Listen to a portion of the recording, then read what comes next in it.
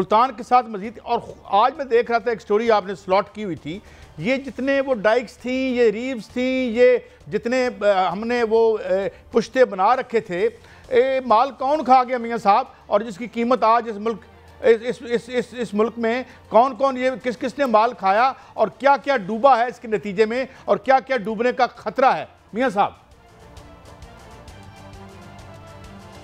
قائد صاحب دیکھیں, پہلے سیلاب کی صورتحال سے آگاہ کرتا ہوں اور اس کے بعد یہ سٹوری پہ آتا ہوں, اور یہ سٹوری بڑی ہوشربا سٹوری ہے. سیلاب جو اس وقت ہے وہ بڑا خطرناک صورتحال اختیار کر چکا ہے, اور دریائے چناب, ستلج اور راوی سندھ بہت سے ریلے جو ہیں وہ آپس میں ان چاروں دریاؤں کے مل چکے ہیں. ابھی پنجند کے مقام پر جو ہے وہ 5 لاکھ کیوسک سے زائد کا ریلا ہے. تریمو سے 5 لاکھ کیوسک کے ریلا جو ہے وہ گزر رہا ہے. اس کے درمیان میں ملتان شہر ہے, اور اس کے علاوہ اس کے شہر کی جو ایک تحصیل ہے وہ اس کا نام ہے جلال پور شہر, وہ جو ہے وہ بہت خطرے میں ہے. اور اس میں ابھی یہ کہا جا رہا ہے کہ آئندہ 24 سے 48 گھنٹے جو ہیں یہ بڑے تشویشناک ہیں, کیونکہ اس میں 5 لاکھ کا ریلا جو ہے وہ ابھی وہاں سے گزر رہا ہے. 5 لاکھ کا ریلا مزید آ رہا ہے, اور اس میں جو دریائے چناب کا ریلا ہے وہ 1 لاکھ کیوسک کا مزید جو ہے وہ اس میں شامل ہوگا. تونسا براج پر دریائے سندھ کا 2 لاکھ کا ریلا شامل ہوگا, اور اس کے علاوہ دریائے پنجند پر جو ہے وہ راوی کا ریلا جو ہے وہ اس میں شامل ہوگا 1,12,000 کیوسک کا.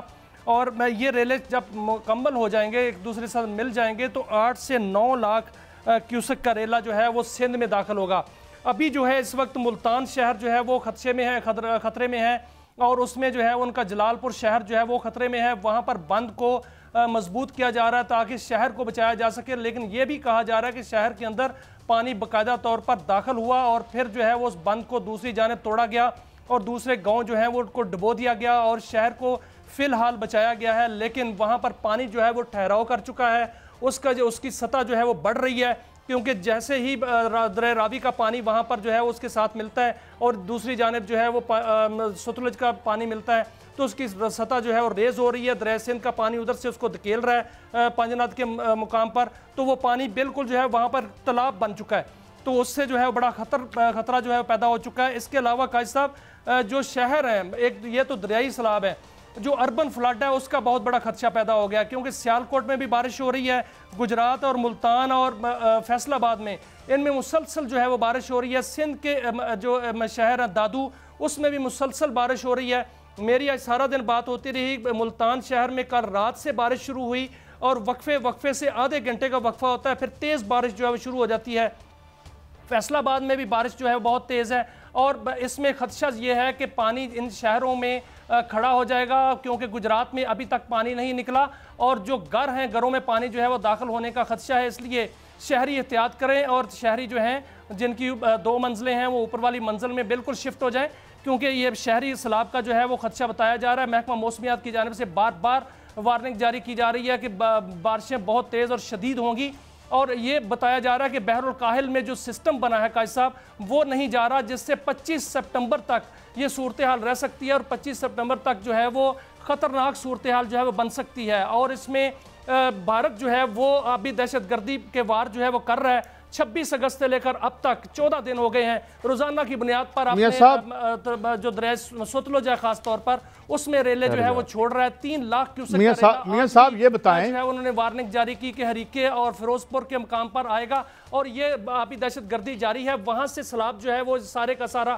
آگے جائے گا, اور سندھ میں سپر فلڈ کا خدشہ ہے قائد صاحب. اچھا میاں صاحب مجھے یہ فرمائیے گا کہ آپ نے جسے ہم ایک ٹوٹل اگنور بھی کرتے رہے ہیں, ایک جسے آپ کہتے ہیں کرمنل نیگلیجنس تھی جس کا یہ نتیجہ نکلا ہے.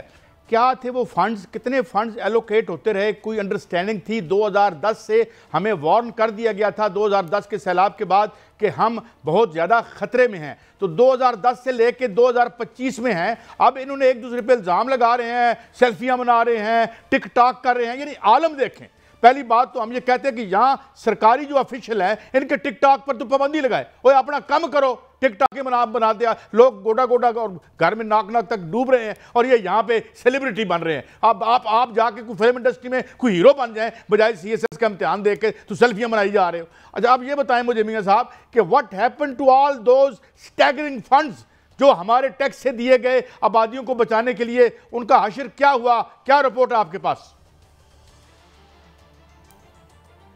काजी साहब देखें, दरिया रावी जो है वो जसर के मुकाम से पाकिस्तान में दाखिल होता है, दरिया चिनाब मराला से होता है, और दरिया सतलुज जो है वो गंडा सिंह वाला के मुकाम पर पाकिस्तान में दाखिल होता है। वहाँ तक तो हम ये समझ सकते हैं कि कुदरती आफत थी और रेले आए और भारत ने भी आपी दहशत गर्दी की, लेकिन जो उसके आगे जो है तबाही मची, उसको मैं कुदरती आफत नहीं कहता, उसको जो है मैन मेड आफत जो है वो कहा जा सकता है कि खुद इंसान की बनाई हुई आफत जो है वो मुसल्लत की गई है। क्योंकि 2010 में आपको याद होगा काजी साहब के उस वक्त जस्टिस मंसूर अली शाह ने एक केस वहाँ पर हुआ था लाहौर हाई कोर्ट में, वहाँ पर एक तहकीकाती रिपोर्ट जो है वो सामने आई थी जिसमें बताया गया था कि जो बंद पुश्ते हैं उस पर कितनी करप्शन की गई, और उसके हवाले से ये बताया गया था कि फलां फलां इसके जिम्मेदार हैं, उनको सज़ा दी जाए। उसमें सज़ा ये दी गई कि जो कालाबाग हेड वर्क्स का वहाँ पर चीफ इंजीनियर था उसको वहाँ से हटाकर इरसा का चेयरमैन बना दिया गया, और वहाँ पर कमेटियाँ बना दी गई, कमेटियों ने कुछ नहीं किया, और आज तक फिर वो करप्शन का बाजार जो है वो शुरू हुआ, और हर साल अरबों रुपए, मैं उसका फिगर जो आपके सामने रखता हूँ, ये होशरुबा फिगर है कि 392 अरब रुपए 2010 से 2024 में जो है बंद पुश्ते मजबूत करने के लिए, डलवाने मजबूत करने के लिए, सीपेज जो ड्रेंज हैं उनको बेहतर करने के लिए वो लगाए गए। लेकिन ये जो 2025 का सैलाब आया उसी तरह रेत की दीवारें साबित हुई, जिस तरह 2010 में वो बंद पुश्ते टूटे थे, 2022 में टूटे थे, अब भी जो है वो उसी तरह टूटे। 68 अरब डॉलर का नुकसान जो है वो अब तक हो चुका है काजी साहब, और इसमें 15,000 जानें जो हैं वो अब तक 2010 से अब तक जा चुकी हैं। और इसमें यह भी बताया गया है कि इसमें 7 लाख मुरब्बा किलोमीटर का इलाका जो है वो मुतासर हो चुका है।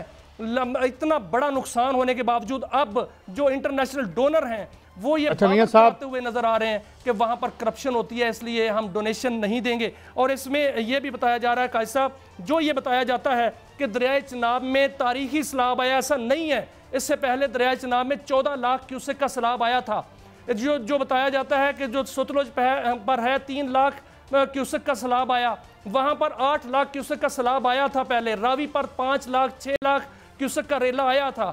उस वक्त तो हमारी मियां साहब इतनी नहीं, ये तो हम जानते हैं, सैलाब आना और उसमें फैल जाना, अभी रस्ते अगर यहाँ पे 2010 से लेकर अब जो भी सैलाब आता है वो मैन मेड होता है काजी साहब। मियां साहब ये तो हम पहले भी कह चुके हैं ना कि ये जो बेड है, ये तो माँ धरती, हम इस बेड को ही कहते हैं, तो इसकी रजिस्ट्रियां कराने वाले तो दंदनाते फिरते हैं, कोई उन्हें पूछेगा नहीं। Let's come to the impending food insecurity. पहले ही हम फूड इनसिक्योर मुल्कों में हमारे कोई नंबर्स बहुत अच्छे नहीं थे, लेकिन हम एक मुबैना तौर पर एलिजिडली एक ज़राई मुल्क है।